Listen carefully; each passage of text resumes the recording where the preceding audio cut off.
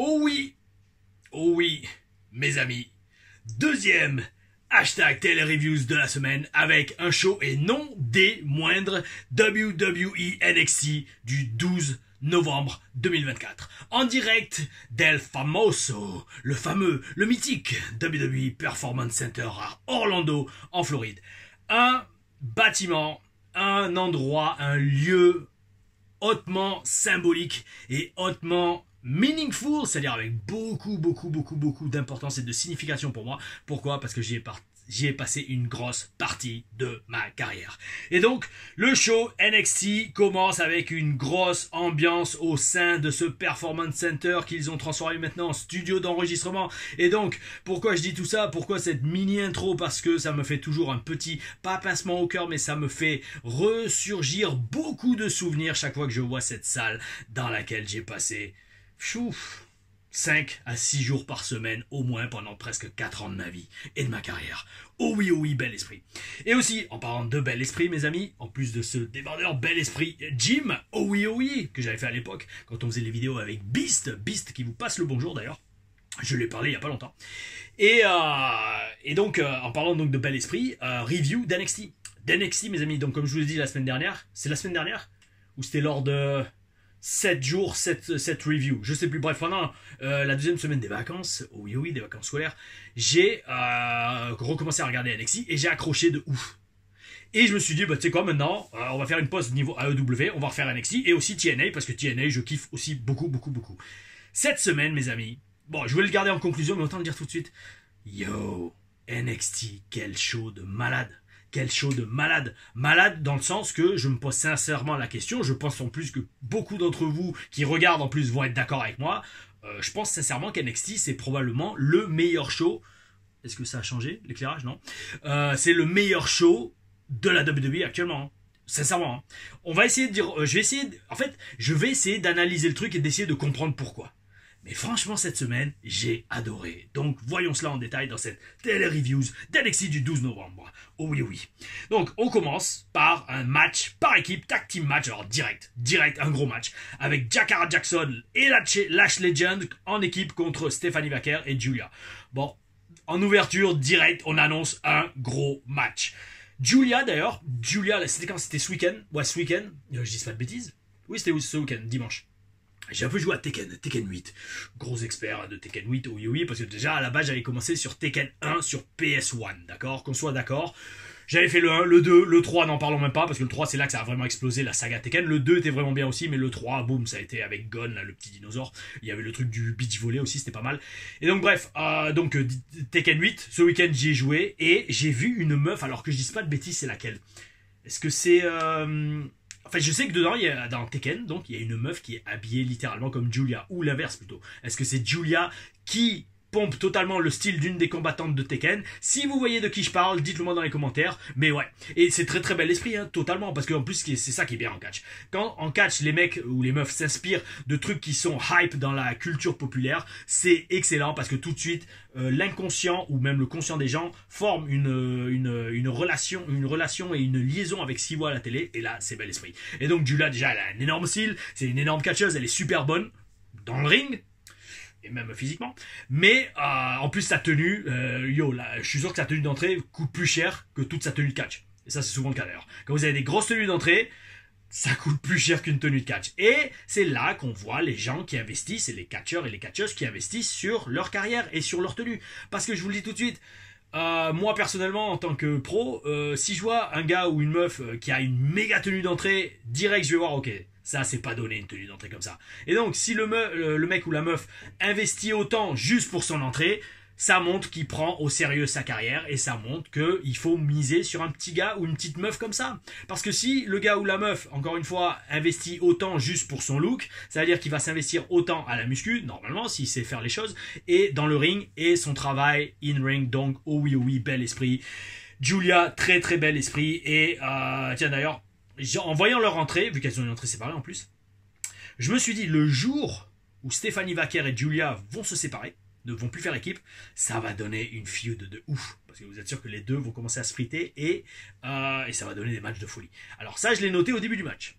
C'est important, parce qu'on va voir à la fin. Oh oui. Donc bref, Franchement, un super match bien dynamique pour commencer le show, avec 4 magnifiques catcheuses, magnifiques femmes aussi bien physiquement que dans leur talent dans le ring. Chaque catcheuse a son style et gère super bien en fait. C'est ça qui est énorme. Parce que Lash, ça va être la powerhouse, très puissante et très excellente dans son style. Meilleure que certaines qui sont sur la route, on va pas citer de nom, hein, on va pas commencer, hein, on va essayer de garder de bonnes vibrations, même si avec moi les vibrations sont toujours élevées. Hein. La fréquence énergétique est toujours élevée avec Tom Larufa et les TLR Reviews, les TLR Stories, les TLR AM, les TLR POV, les vlogs, les ci, les ça, oh oui. Donc Lash Legend en Powerhouse, elle gère grave. Jakara, plus technique et plus hi-fi aussi, elle gère bien. Très jolie aussi au demeurant. Et Julia Evaker, de toute façon, c'est des références mondiales. Hein. Chacune a son propre style. L'une Joshi Puroresu, catch japonais féminin, et l'autre plutôt lucha libre. Oh oui. 4 catcheuses superbes pour ouvrir ce NXT et c'était franchement top. Quand même, mention spéciale, je le redis, pour Julia qui est vraiment impressionnante dans ce style. Le truc, je sais pas comment elle fait, bon, enfin oui, je pense qu'elle s'entraîne, je pense pas qu'elle se réveille le matin et qu'elle arrive à faire ça, mais elle s'accroche à ses adversaires comme une araignée. Genre, elle leur fait des ciseaux tête contrés, elle crochette avec la jambe, elle s'accroche au bras, elle passe derrière, enfin la meuf c'est une araignée, elle me fait rêver, hein. Si Spider-Woman existait, c'est Julia, faut pas chercher plus loin.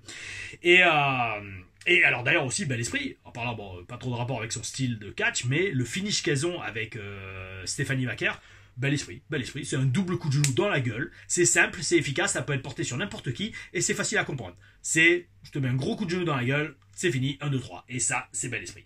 C'est très bel esprit d'avoir des finishes, déjà qu'on peut porter sur tout le monde, et qui sont crédibles. N'est-ce pas? Je vous renvoie à la review de Monday Night Raw, où j'étais très en forme, il faut l'avouer. Là, ça va ce matin aussi, je suis en forme, bel esprit, oh oui. Et donc la review de Monday Night Raw, où je parlais de notre ami Pierre, Dune de Sable. Alors, beaucoup ont aimé ce passage. Donc, Julia et Stephanie gagnent le match. Dommage d'ailleurs pour les Metagirls. Ça m'a un peu déçu parce que je me suis dit, j'espère quand même qu'elles ont mérité ou qu'elles ont un spot régulier sur la route. Je ne sais pas si c'est le cas. J'espère pour elles que ça l'est parce qu'elles le méritent et elles sont très bonnes. Et elles sont encore une fois meilleures que certaines catcheuses régulièrement sur la route, notamment PCF ou Jade Cargill. Et mais non, elles ont perdu. Alors peut-être que c'est leur façon de dire goodbye, de dire au revoir à NXT avant d'être full time sur la route. En général, des fois ils font ça. Genre ceux qui sont sur le point d'aller sur la route, ils passent le flambeau et ils jobbent une dernière fois pour ceux qui vont rester à NXT pendant encore quelques mois, voire quelques années. Espérons pour Julia et Stephanie Vaquer, ça va pas être le cas, mais je pense que non. Je pense qu'elles vont aller, elles aussi, sur le main roster assez rapidement. D'ailleurs, suite à ça, j'ai pris une question, un commentaire à la fin qui va regrouper toute cette question, parce que NXT, encore une fois, ça me fait de plus en plus réfléchir, les amis. Oh oui, sur le produit général, le produit américain, notamment le produit WWE. Après le match, et donc, comme je l'ai dit au début, comme je l'avais pris en note avant que le match commence, on sent déjà de la tension de compétition entre Vaquer et Julia. Et je vous le redis, quand les deux vont commencer à se rentrer dans la gueule, ça va être la folie. Oh oui, mais pour l'instant, il faut équipe, et ça marche bien, elle gagne des matchs. Donc, bel esprit. Continuez, mais j'aimerais bien ami IES. Petit ami. Bref, concept, ils nous font après une pub, une annonce pour le Deadline, le prochain PLE NXT, si on peut dire. Et ils nous expliquent le concept du Iron Challenge, qui apparemment n'est pas nouveau parce qu'il y avait des clips de Iron Challenge précédents. Et franchement, ça a l'air intéressant. Bon, c'est tellement compliqué, je vais pas vous le refaire. Alors, grosso modo, il y a 5 gars et 5 meufs, il y en a un féminin et un masculin. Le gagnant devient aspirant numéro 1 pour le titre NXT masculin ou féminin. Et c'est en 25 minutes, celui qui marque le plus de tombées. S'il y en a un qui prend un tombé, il est pénalisé comme au hockey pendant 1 minute 30. Enfin voilà. C'est un peu compliqué, mais franchement, ça a l'air quand même bel esprit. Il faut voir si ça va être facile à suivre, j'ai jamais vu ça. Mais en attendant, ça ressemble à un jeu vidéo. Donc bel esprit, parce que les jeux vidéo, oh oui, c'est la vie. C'était Elon Musk récemment, je crois que c'est sur le podcast de Joe Rogan, il disait que si vous jouez à des jeux vidéo, grosso modo, vous allez avoir un esprit beaucoup plus réactif. Parce qu'en fait, et c'est vrai que c'est pas bête du tout, quand on est habitué à jouer à des jeux vidéo, on est obligé d'être attentif 24h sur 24, pas 24h sur 24, mais à fond. Le moindre petit truc, que ce soit Doom-like, enfin first person shooter, FPS, ou jeu d'aventure, ou même jeu de sport, les signaux qu'on reçoit doivent être analysés très rapidement et réagir très rapidement avec les mains et la manette. Et donc, il disait d'ailleurs, ça a été enfin, oui, prouvé dans les statistiques et scientifiquement, que les chirurgiens qui faisons craquer le genou, voilà, vous l'avez entendu, les chirurgiens qui sont des gamers réguliers réussissent avec succès leurs opérations 26% de fois plus que les chirurgiens qui jouent pas aux jeux vidéo. Et Joe Rogan, il disait donc, mais attends, si cette statistique est vraie, et elle l'est apparemment, ça devrait être obligatoire à tous les chirurgiens d'être des gamers. Réfléchissez à ça, mes amis. Parce que c'est vrai que moi, de toute façon, franchement, gros gamer hein, devant l'éternel, souvent je vois les jeux vidéo comme une sorte de compétition, une sorte de sport, mais virtuel. Et franchement, c'est bel esprit. Oh oui, oui. Et donc, ce Iron Challenge qu'on va voir à Deadline le 1er décembre, donc je pense que c'est le lendemain de Survivor Series. Ouh, ça va être un gros week-end. Mais bel esprit, oh oui, oui. Autant se préparer déjà mentalement. Et donc ouais, ce Iron Challenge à voir parce que je pense que ça va être marrant. Ça va être très, très, très excitant en tout cas à regarder. Et en plus ça va, c'est 25 minutes, c'est pas trop long. Donc ça va pendant 25 minutes pour se concentrer. Oh oui, oui. En x2, ça fait 12 minutes et demie. Alors, suite à ça, mes amis, bon, alors nous avons un singles match pour justement se qualifier pour Deadline. Il y a eu pas mal lors de ce show, il y en aura aussi pas mal la semaine prochaine. Alors, un singles match entre Sol Ruka et Cora Jade. Alors, c'est vrai, c'est pas Coraya Jade, c'est Cora Jade. Alors, mes amis, déjà tout de suite, bel esprit, parce que ça va être dans la conclusion du show. Yo, deux matchs féminins. Oh oui, oh oui, bel esprit, moi je vais pas me plaindre, parce qu'en plus les femmes sont magnifiques, ce sont d'excellentes catcheuses, mais croyez-moi, vous allez voir en conclusion, on va en reparler, mais ça fait beaucoup réfléchir. Oh oui, oh oui. Donc, Sol Ruka, elle revient de blessure et elle catch sans attel. Je crois qu'elle a eu les croisés elle aussi. C'est hors des croisés. Comme Nikita Lyons aussi. Et Cora Jade. Et respect pour catcher sans attel. Parce que c'est vrai que la WWE ils sont pas trop chauds pour ça. Mais c'est vrai que ça gêne quand même. Et je voulais la prendre pour vous la montrer. Celle que j'avais. Peut-être j'en prendrai dans une autre review. Dites-le moi si vous le voulez dans les commentaires. C'est chargé d'histoire hein, ces attels. D'ailleurs j'en ai eu deux. Je crois que j'ai encore les deux d'ailleurs. Donc ouais, respect à Sol Ruka qui est revenu de blessure et elle est toujours exceptionnelle et très jolie. Tyler Bates a bien de la chance. Ça bouge bien, franchement, bel esprit. D'ailleurs, Sol Ruka, elle assure en babyface, elle est innovante, elle a de l'énergie, c'est super. Et Cora Jade, et par contre, elle est très bonne en heel. Elle ralentit le rythme et elle montre de la personnalité de heel. Franchement, très bon mariage entre les deux. Mariage en mode catch, hein, bien sûr. Mariage en sens association de styles différents, de personnages différents et de dynamiques différentes pour nous donner un superbe deuxième match et une grosse victoire pour Sol Ruka qui se qualifie pour Deadline. Donc bravo à toi. J'ai été étonné de voir Cora Jade perdre. Parce que je pense que l'Office l'aime bien, mais c'est vrai qu'après, de l'autre côté, le roster est très chargé en ce moment à NXT, donc on ne peut pas pusher tout le monde en même temps. Oh non, oh non. Après, on a un backstage segment avec 4 talents d'NXT, complètement inconnus au bataillon. J'ai juste pris ça en note. Pourquoi? Parce que déjà, bon, le segment n'était pas non plus inoubliable. Mais ce qui est bien l'esprit, c'est que, comme je pense que les producteurs ont conscience que très peu de gens sont familiers avec tous les talents d'NXT ou tout le roster NXT. Chaque fois qu'un gars apparaît dans le segment, il mettait son nom en dessous en sous-titre. Et ça, c'est bel esprit. Ça, je reconnais, niveau production, c'est bel esprit parce que justement, bon, même si j'ai pas retenu les noms, ça permet quand même, au moins, de pas être en mode c'est qui ce gars-là, c'était qui elle. Oh oui, oui. Chose que, bon, après, on le voit pas à Raw ou SmackDown, parce qu'à Raw ou SmackDown, les superstars sont techniquement censés être établis. Mais là, pour NXT, très très belle initiative. Bravo, mes amis producteurs d'NXT, futurs collègues de travail, que, vu que mes talents de prédicteur, ça se dit pas, d'annonceur de futurs des storylines WWE, bah, je vous ai dit, je vais devenir scripteur WWE, je vais postuler. Oui, je pars en live. Non, bon, par contre, mes amis, j'ai pas pris d'energy drink, hein. Je suis allé à la muscu ce matin. C'est peut-être encore le pré-workout qui fait effet. Mais l'eau solarisée, ouais, ça doit jouer aussi. Avec ces magnifiques lunettes vertes et ce bandana, alors en tissu stretch très agréable à porter, il tient pas chaud du tout. Par contre, ce débardeur en synthétique, lui, oui, il commence déjà à tenir chaud. On n'en est qu'à même pas 10 minutes, un quart d'heure de review. Je commence à suinter, j'allais dire. Ouais, à être moite, on va dire. Mais pourquoi? C'est parce que j'ai adoré ce show, franchement. Franchement, j'ai kiffé ce show et il me tardait d'en faire la review. Parce que le truc, c'est que ça me passionne tellement maintenant de regarder les shows et de les analyser, et pas juste pour la chaîne. Pour mon esprit personnel, de regarder des matchs et des shows et d'essayer de décortiquer aussi bien le match que la façon dont sont construites les storylines. Et je vous partage ça, mes amis, et ça me fait kiffer, et je pense que vous aussi vous kiffez, parce qu'il y a très peu de retours négatifs, donc oui, oui, bel esprit. Et donc bel esprit, troisième match, singles match, pour toujours se qualifier pour Deadline, entre Wesley et Cédric Alexandre. C'est vrai, Cédric Alexander, on va dire maintenant Cédric Alexandre. Hein. On francise les noms sur les télé-reviews, donc c'est c'est Cédric Alexandre. Donc, un bon match qui débute en lutte, très très bel esprit, travail du headlock, de la prise de tête et avec de belles séquences, ça c'est kiffant. Quand les mecs commencent et ils sont pas là direct à faire coup de poing, coup de pied, bon c'est bien des bons matchs coup de poing, coup de pied, hein, Stone Cold Steve Austin, The Rock, Triple H, ils faisaient que ça dans l'Attitude Era, mais d'un autre côté, là ça débute en lutte, le travail de la tête est super bien fait avec Cedric Alexander, le entre guillemets vétéran, parce que je pense pas qu'il catch depuis plus longtemps que moi, mais à la WWE, ça oui, il y est depuis presque 8 ans je crois, il avait commencé au Cruiserweight Classic, en 2016, donc bel esprit amigo, et ça se voit, je pense qu'il est coach, d'ailleurs ça m'étonnerait pas qu'il soit coach au Performance Center.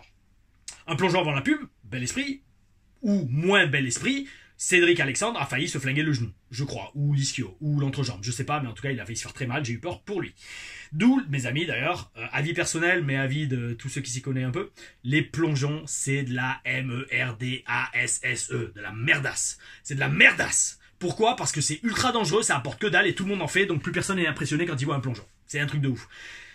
Je déteste ça. D'ailleurs, moi, déjà j'en fais plus, primo, et je ne rattrape plus le plongeon. Le mec, tu veux sauter? Ouais, d'accord, vas-y frérot, je m'enlève, bon bah les steaks. C'est pas du catch. C'est pas du catch de sauter sur l'adversaire par sur le troisième corde. Et ça, c'est, je sais plus qui dit ça, c'était Al Snow, Eric Bischoff, Jim Cornette, qui disait qu'un plongeon en catch, ça a ni queue ni tête. T'es là, t'attends le mec, oh non, il y a un mec de 100 kilos qui va m'atterrir dessus. Non, c'est pourri, c'est de la MERDE. Et bon, bref, et donc en plus, comme quoi, un plongeon, un accident est très vite arrivé. Il a fini le match, Cédric a fini le match, mais on a eu très peur pour lui quand même, parce que il s'est très mal réceptionné. Je pense pas qu'il ait fait exprès, parce que s'il a fait exprès, bravo amigo, t'as vraiment géré. Oh oui, oh oui. Donc, dans ce singles match, qu'est-ce qu'on a vu? On a vu. Ah oui, tiens, non, par contre, très important, parce que ça aussi, c'est une note que je voulais mettre en avant. Alors, mes amis, vous savez, la coupure pub, elle est chronométrée. Quand vous commencez le match, l'arbitre vous dit tout de suite 2 minutes to break, 1 minute to break. Il reste 2 minutes avant la coupure pub, 1 minute avant la coupure pub, 30 secondes. Et ça, c'est super important. À NXT TakeOver, donc la TLR Stories numéro 2, qui est la vidéo la plus vue de la chaîne, hein, on en est, je crois, presque à 19 000 vues, donc oui, bel esprit. Elle n'est pas monétisée, mais c'est pas grave. Vous kiffez et c'est super.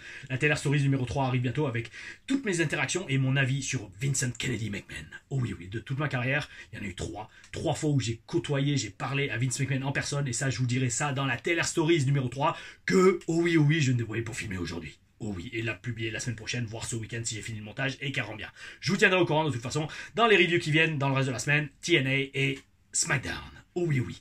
Mais bref, tout ça pour dire, mes amis, dans la TLR Stories numéro 2, l'analyse de mon match à TakeOver en direct avec la vidéo à l'appui, il n'y avait pas de coupure pub, donc vous n'avez pas pu vivre ça de l'intérieur. Par contre, je vous annonce, je ferai des analyses de match de mes matchs à Impact, et là, vous verrez où je vous explique. Là, il y a le countdown jusqu'à la pub, et franchement, ça rajoute, j'allais dire, alors une difficulté en plus quand on n'a pas l'habitude, mais après quand on est hashtag no sweat professional, professionnel qui ne transpire pas, franchement, ça passe. Ça passe, et puis c'est un rythme à prendre tout simplement. Et donc, c'est très important, donc toujours cette coupure pub et de faire un truc impressionnant. Donc là, Cédric Alexandre a fait un plongeon juste avant, il a failli se tuer, mais en attendant, il a géré parce qu'ils sont allés en coupure pub juste après son plongeon, où il a survécu. Oh oui. Donc, c'est très simple. Je savais que Cédric Alexandre allait perdre. Pourquoi? Parce que c'est lui qui a dominé tout le match, presque de A jusqu'à Z. Et donc, comme je vous dis, dans l'équilibre des forces, quand un mec domine, en général, il perd. Et vice versa. Si un mec se fait dominer, c'est lui qui va gagner. Parce que sinon, c'est un squash match, ou sinon, c'est une nouvelle recrue dans le gang des serpillères. Donc, sans surprise, Cédric Alexandre perd le match, mais c'était un super travail des deux catcheurs. Et franchement, Wesley en heel, franchement, bel esprit, il gère. Il a le look, il a la personnalité, et surtout aussi son travail à la fin, quand il a retiré le coin, la protection du coin, et que ça a été le tournant du match, ça a été ce qui a fait perdre Cédric Alexandre. Bel esprit. C'est un peu de créativité différente, et franchement, c'est top. Parce qu'on sent non seulement de la liberté scénaristique et créative à NXT, mais on sent que c'est un show différent, c'est une vibe différente de ce qu'on voit sur la route, où faut pas se voir la face, très souvent les choses se ressemblent. Les catcheurs changent, ok, les catcheurs changent en fait, les décors et les couleurs de l'entrée changent, mais après le style des matchs, la vibe, la dynamique est pareil. NXT, j'ai l'impression que chaque semaine c'est un show différent, et ça c'est bel esprit. Et là en fait je viens de le verbaliser, je l'ai même pas noté dans mes notes, mais oui, NXT, chaque fois j'ai l'impression que c'est un show différent. Alors, et c'est même pas parce qu'on voit des nouveaux gars, parce que souvent on voit les mêmes gars quand même, mais les vibes, les matchs sont différents, et c'est top, c'est franchement top. Je le redirai en conclusion, mais pour moi NXT c'est le meilleur show de catch actuellement. Et je pense que vous êtes d'accord. Je pense que vous êtes d'accord. Dites-le moi dans les commentaires ce que vous en pensez. Enfin, après avoir vu la conclusion. Parce que j'ai quand même de belles observations en conclusion. Oh oui, oh oui, j'étais fier de moi, je suis fier de moi, de façon générale. Oh oui, oui, mes amis, kiffez-vous dans la vie, kiffez-vous, ça c'est la base. Mais surtout, ouais, non, sur ce NXT, j'ai vu de la lumière, presque, on va dire. Je commence à capter pourquoi il est aussi bon, le show, et pourquoi je le kiffe autant. Bref. Donc victoire de Wesley, et il se qualifie donc pour Deadline, lui aussi. Après, on a un segment backstage entre Tony D'Angelo et Shawn Spears. Bel esprit de revoir Shawn Spears à l'écran. Parce que c'est un catcheur déjà que j'ai côtoyé énormément au Performance Center. On avait fait un seul match, c'était à Access, à Nouvelle-Orléans pour WrestleMania 30. J'avais fait un match simple avec lui et c'était un super match. Même lui, hein, je le sentais. On se connaissait bien, il respectait mon parcours, il respectait mon talent, on va dire, surtout en promo, parce que Shawn Spears, excellent catcheur, mais il n'a pas un charisme énorme. Mais il compense tout le reste en étant un superbe catcheur. Cody Rhodes l'adore, et Cody Rhodes a souvent dit que c'est grâce à Shawn Spears qu'il est aussi bon dans le ring. Parce que Shawn Spears, c'est un gros vétéran, il a 20-25 ans d'expérience. Il a été au Japon, il a été partout sur les Indies, il a été plusieurs fois en développement à la WWE. Le mec, c'est une référence, et je pense que d'ailleurs, il a une très belle école, Flatback Training, en Floride. Je vous invite à regarder cette école si vous voulez vous lancer dans le catch. Avec Tyler Breeze, un très bon ami à moi également, entraîné chez Lance Storm. Ils ont une superbe école, Flatbacks Training, au nord d'Orlando, à Apopka, si je dis pas de bêtises. En plus, c'est juste à côté du Performance Center. Donc, si vous êtes bon, vous pouvez être très rapidement repéré par la WWE, avoir des essais avant que NXT, le Performance Center, déménage à Las Vegas. Je crois que c'est officiel, ils l'ont annoncé, et que maintenant, le territoire de développement de la WWE va être à Las Vegas, mes amis. Je suis personnellement pas pour me déplaire, parce que j'adore Las Vegas dans tous les cas. Donc, ouais, très, très, très bonne surprise de revoir Shawn Spears, et comme je vous ai dit, on avait eu un match à Access, et franchement, le match avait été top. Il avait été top, et après le match, le regard et l'attitude de Shawn Spears vis-à-vis de Sylvester Lefort, de Frenchie, il avait complètement changé. Pas complètement changé, mais il avait changé. Je pense que c'est un de ces trucs où, comme moi aussi, hein, dans un sens, quand on connaît pas trop quelqu'un, ok, on respecte la carrière et tout, mais une fois qu'on a été dans le ring, qu'on a fait une prise de contact, qu'on a échangé des prises, qu'on a bossé, qu'on a vu que le mec, il est à la fois safe et qu'on peut avoir un bon match, il joue avec la foule, et le timing et les positionnements sont bien, le respect là. Et là, c'est ok mec, toi c'est bon, je te respectais avant, mais là tu as encore plus mon respect, parce que tu me montres que dans le ring, tu sais faire le job, et tu es un professionnel, et avec toi on peut faire du bon business. Oh oui, oui, bel esprit. Donc grosse dédicace à Shawn Spears, j'étais content de le revoir à l'écran, même si j'aurais dit quand même, il n'a pas un énorme charisme, mais respect total sur sa carrière. Il compense avec le in-ring, le physique, la taille, la gueule. Pour moi, il ressemble à un acteur, Shawn Spears. Bon là, maintenant, sa coupe, elle est un peu space quand même. Je le préfère quand il avait des cheveux. Il faisait vraiment un peu en mode Sean Connery, ce genre d'acteur. Oh oui, oh oui. Mais bon, respect. Oh oui, oui. Et c'est cool de le revoir à l'écran, d'autant plus que apparemment, donc, il va se lancer dans une feud avec Tony D'Angelo. Et ça va être pas mal. Ça va être un truc que je vais être encore plus motivé à regarder NXT. Suite à ça, mes amis, nous avons une in-ring promo de Trick Williams. J'ai une vision. Est-ce que Trick Williams a la trick? Bonne question, je vous laisse réfléchir pendant que je bois un coup d'eau. Alors, est-ce que Guillaume, parce que Williams, c'est Guillaume. Hein. Guillaume Trick, oui, c'est bon, ça y est. Trick Guillaume, on va l'appeler. Ouais, Trick Guillaume. C'est bel esprit. Ça, je vous le dis. Bon, encore une fois, je sais pas, ouais, je vais essayer une dernière fois, je pense, de recontacter Marcus. Mais si avec Marcus, on était au Performance Center, là, et qu'il y avait Trick Williams, je dirais, Trick Guillaume. Ou Guillaume la Trick. Guillaume qui a la Trick. Ouais, franchement, on s'est après des barres. Bon, bref. Donc, il est dans le ring, lui, dégage direct. Trick Williams, champion NXT, il dégage charisme, présence, physique, bel esprit. Oh oui, oui. Il convoque, il appelle Ridge Pays-Bas, Ridge Holland dans le ring, mais en fait c'est Andrew Chase qui arrive et qui lui coupe la parole. Après, juste après, bon, je vous dis ce qui s'est passé. Ridge arrive et à un moment, Trick est sur le point de donner une chance pour le titre NXT à Andrew Chase. Mais là, Ridge il arrive, il fait oh calmez-vous. Lui il a rien fait pour mériter son titre, c'est moi qui le veux. Enfin sa chance pour le titre, c'est moi qui veux et c'est moi qui mérite d'avoir cette chance. Et donc grosso modo, on met en place un match pour être number one contender la semaine prochaine entre Chase et Ridge Holland. Oh oui, ça va être pas mal parce qu'en fait, un match avec une bonne histoire personnelle et un très très bon booking parce que ça permet de couvrir toutes les bases. Dans un sens, presque mettre point peut-être final à la fois Chase U University, Andrew Chase, la feud avec Ridge Holland et déterminer le prochain aspirant numéro 1 pour le titre de Trick Williams qui, je pense, c'est sûr, on le sait, ça va être Ridge Holland parce qu'il est heel et Trick Williams c'est babyface et en général, on a souvent heel et face dans les gros matchs. Oh oui. Alors, petite précision quand même, parce que si vous regardez NXT, vous l'avez vu, Ridge Holland a de la bonne hit, mes amis. Ridge Holland a vraiment une bonne hit avec la foule. Limite, pas autant, mais limite un peu comme Dominique Mysterio. Alors, maintenant, soyons honnêtes, appelons un chat un chat. Je pense que c'est quand même toujours dû au fait de l'accident et de la blessure de Biggie. Cette belly-to-belly overhead suplex qui a planté Biggie sur la tête. Et je pense que dans un sens, les fans, enfin moi en tout cas c'est le cas, quand je vois Ridge Holland, je revois cette scène. Et ça amène de la hit. Alors maintenant, mes amis, soyons honnêtes, ils ont raison de faire ça à la WWE et de capitaliser là-dessus. Parce que la blessure est arrivée, malheureusement. Et, comme on dit en anglais, shit happens. Ça arrive. Les MERDES arrivent. C'est pas comme si Ridge avait voulu blesser intentionnellement Biggie. Et Biggie lui a pardonné. Ça arrive. C'est un incident de MERDE. Ça, je vous le dis tout de suite, ça fout les nerfs.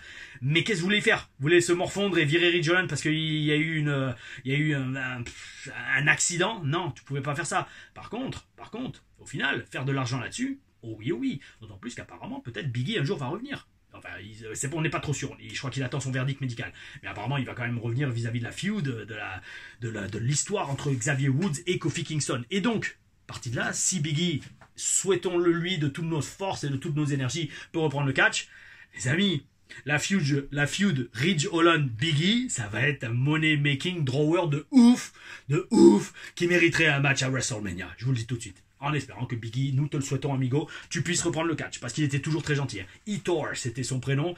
Je l'ai pas vraiment beaucoup côtoyé. Je l'ai connu ma première année à Tampa, parce qu'après il est allé sur la route assez rapidement, mais il était super cool. Biggie, franchement, il était énorme, et tout le monde l'adorait en fait. Tout le monde l'adorait dans les vestiaires. Mais lui, c'était l'ancienne génération. Lui, c'était la génération FCW Tampa, que j'ai connu vite fait, mais sur la fin. Après, il y a eu la génération Tampa, peut-être j'en parlerai dans une Taylor Stories, ouais.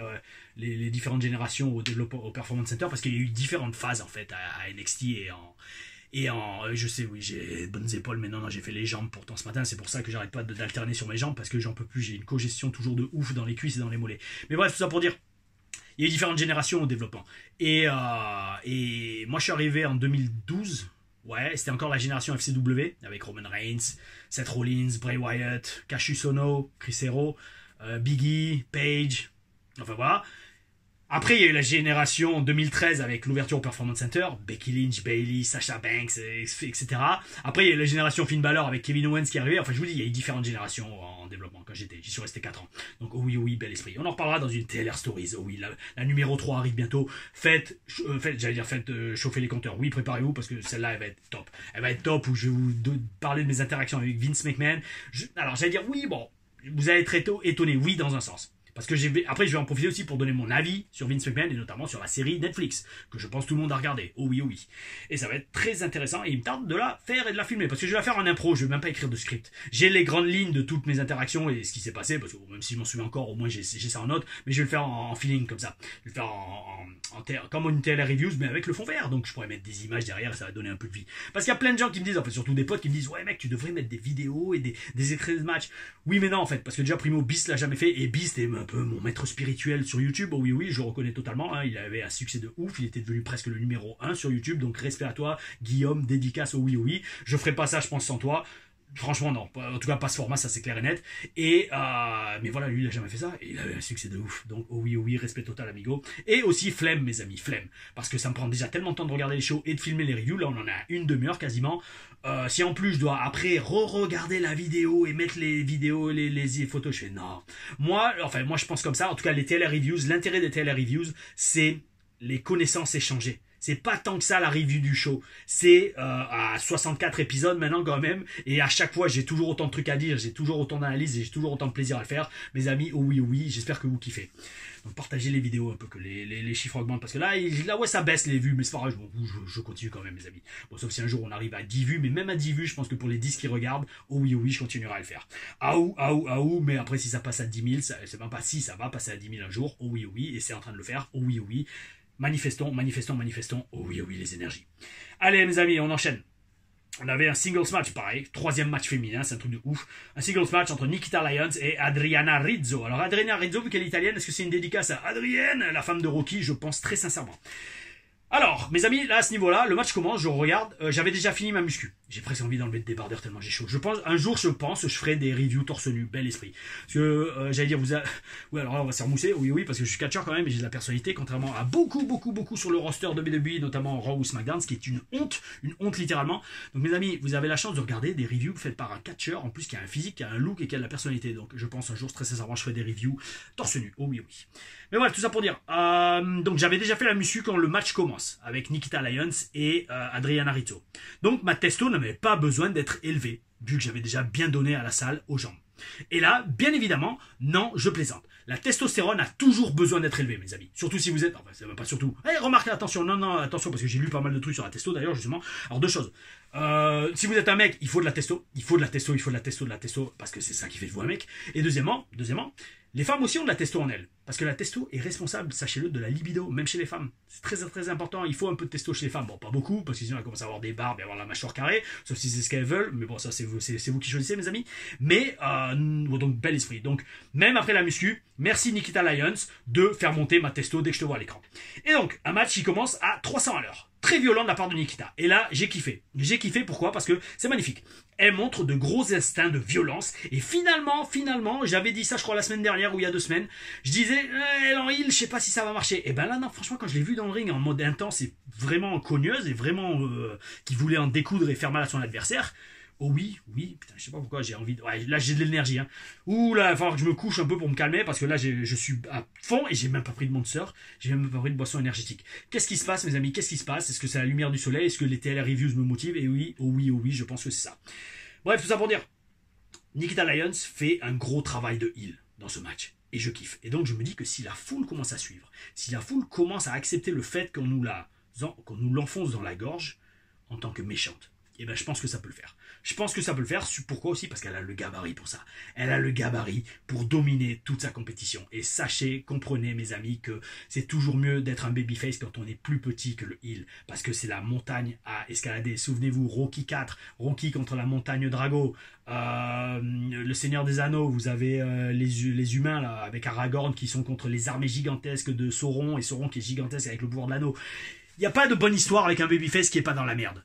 Qui est pas dans la mouise, qui est pas en danger, qui a pas de difficulté. Et donc, avoir des heals en face qui sont plus impressionnants. D'ailleurs, c'est pour ça que Hulk Hogan adorait affronter des gros méchants, et c'est pour ça qu'on donnait les géants à Undertaker. Pourquoi? Parce qu'en mettant quelqu'un de plus gros, une menace plus grosse face à vous, le public va forcément se rallier derrière vous. C'est David contre Goliath, c'est la base. Le public a tendance toujours à soutenir l'underdog, comme on dit, c'est-à-dire le gars le plus petit dans la baston. Et donc, Nikita Lyons, c'est tellement impressionnante physiquement, elle est tellement balèze et grosse, enfin grosse dans le bon sens du terme, hein. Quand je dis grosse, c'est surtout grosse comparée à une Kelani Jordan, par exemple.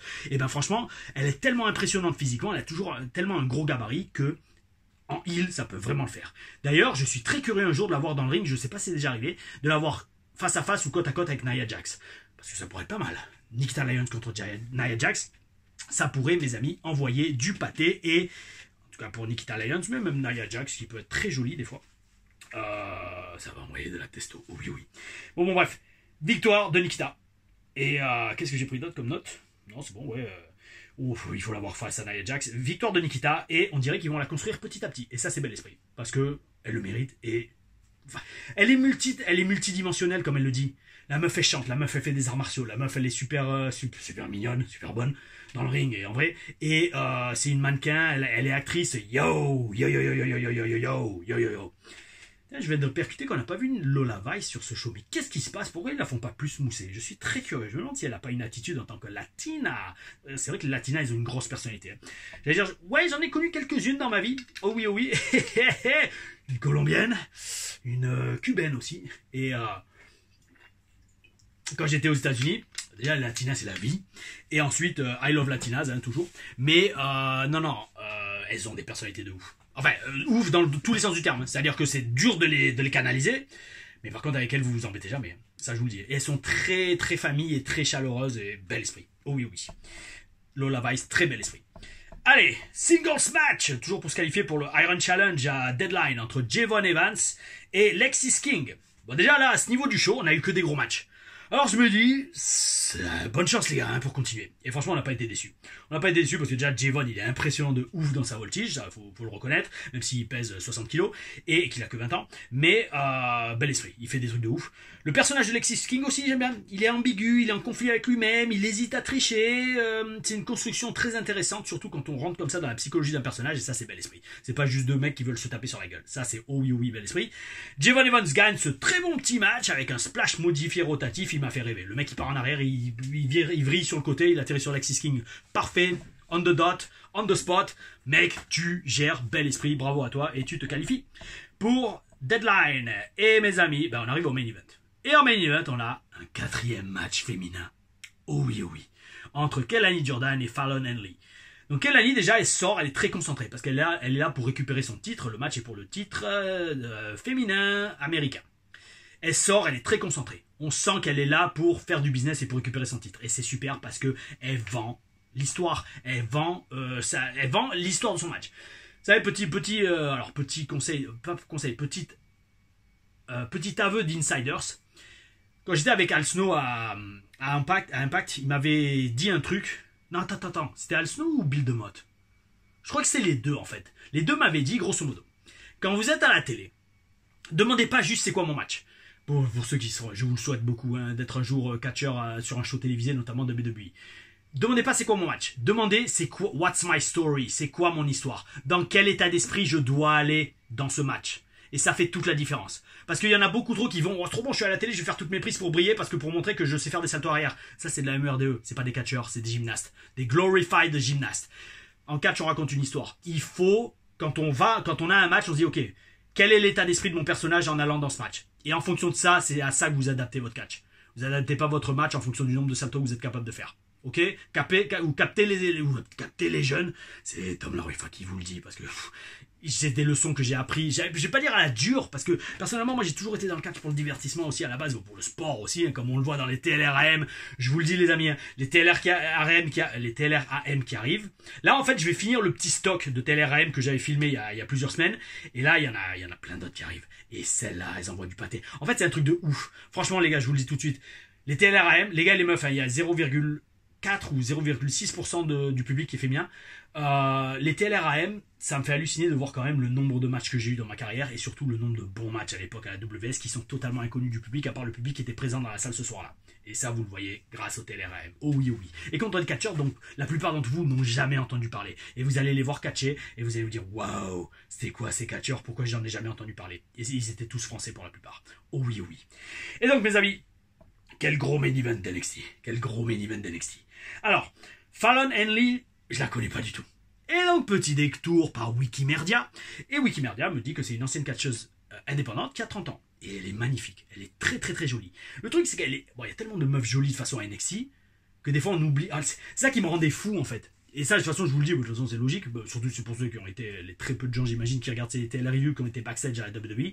Les catcheuses, les superstars, les divas, appelez ça comme vous voulez, sont tellement jolies que c'est un truc de ouf de voir, en fait, j'allais dire, de voir la différence de monde qui existe entre un backstage WWE et être dans la rue en France. Je sais pas, par exemple, n'importe où, dans n'importe quel autre pays. C'est un truc de ouf. Mais bon, bref, tout ça pour dire, Fallon Henley, elle est magnifique. Et dans le ring, elle est très impressionnante. Alors, par contre, elle fait peut-être un peu trop de prises flashy pour une heel, en tout cas dans ce match.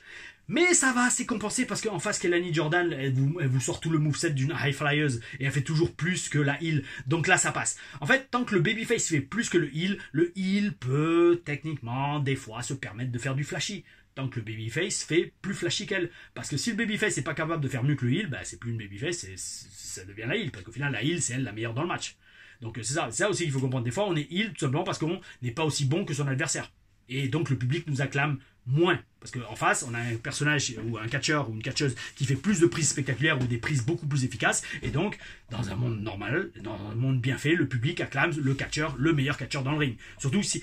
C'est ça aussi qui est la base, beaucoup de catcheurs aussi, jeunes catcheurs ne comprennent pas, c'est que quand dans le ring on voit deux catcheurs qu'on ne connaît pas, et ben on va acclamer le meilleur, tout simplement. Celui qui est le plus spectaculaire, ou celui qui fait des plus belles prises, ou celui qui a le plus de succès dans ses prises. Si en face on a, je redis, deux gars qu'on connaît pas, ou deux meufs qu'on connaît pas, et qu'en face il y en a un qui fait que chuter, ben on va acclamer celui qui fait chuter l'autre. C'est logique. C'est psychologie de base, mes amis.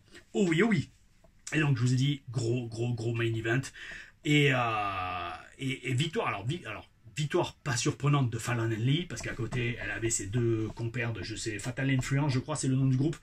Et booking basique, mais bien fait, parce que ça permet de protéger Kelani Jordan dans sa défaite et de laisser le titre sur les très jolies hanches de Fallon Henley. Oh oui, oh oui.